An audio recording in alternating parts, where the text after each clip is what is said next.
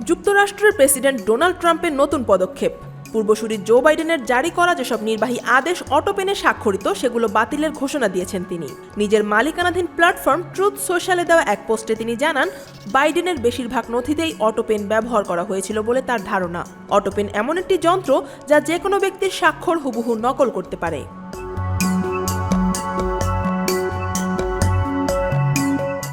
28 November Trump সামাজিক যোগাযোগ মাধ্যমে লিখেছেন, ঘুমকাতুরে জো বাইডেন অটোপেন ব্যবহার করে যেসব নথিতে স্বাক্ষর করেছেন তা বাতিল করা হলো।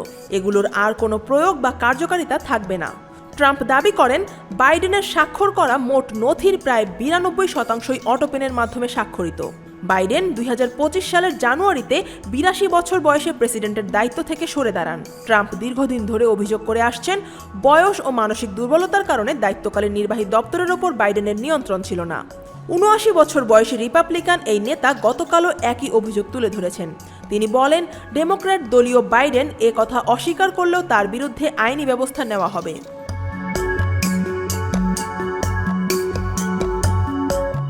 ট্রাম্প আরও বলেন, আমি এই মর্মে ঘোষণা দিচ্ছি যে বদমাশ জো বাইডেন নিজ হাতে সরাসরি স্বাক্ষর করেননি এমন সব নির্বাহী আদেশ ও অন্য সব নথিপত্র বাতিল বলে গণ্য হবে, কারণ অটোপেন পরিচালনাকারীরা এগুলো বেআইনিভাবে করেছেন। তার দাবি, বাইডেন অটোপেন প্রক্রিয়ায় যুক্ত ছিলেন না। যদি তিনি দাবি করেন যে যুক্ত ছিলেন, তাহলে শপথ ভঙ্গ করে মিথ্যা বলার অভিযোগ তাকে মোকাবিলা করতে হবে। জো বাইডেন ও ডোনাল্ড ট্রাম্প ইতিমধ্যে 2 বার প্রেসিডেন্ট নির্বাচনে প্রতিদ্বন্দ্বিতা করেছেন। 2020 সালে বাইডেনের কাছে হারেন ট্রাম্প, আর 2024 সালের নির্বাচনের প্রতিদ্বন্দ্বিতায় নামলেও শেষ পর্যন্ত বাইডেন প্রতিযোগিতা থেকে সরে দাঁড়ান।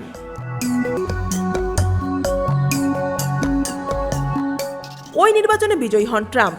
2020 সালের পরাজয় স্বীকার করতে অস্বীকৃতি জানিয়ে তখন ব্যাপক ভোট জালিয়াতির দাবি তুলেছিলেন তিনি।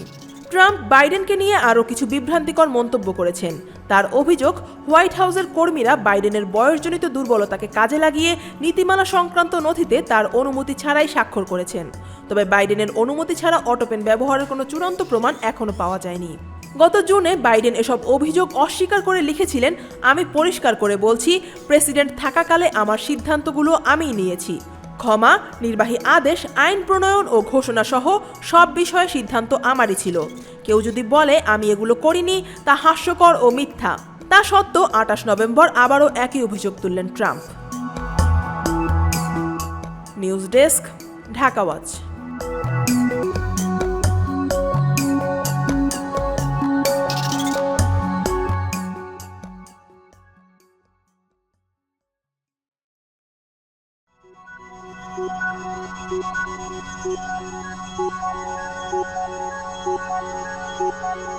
Thank you.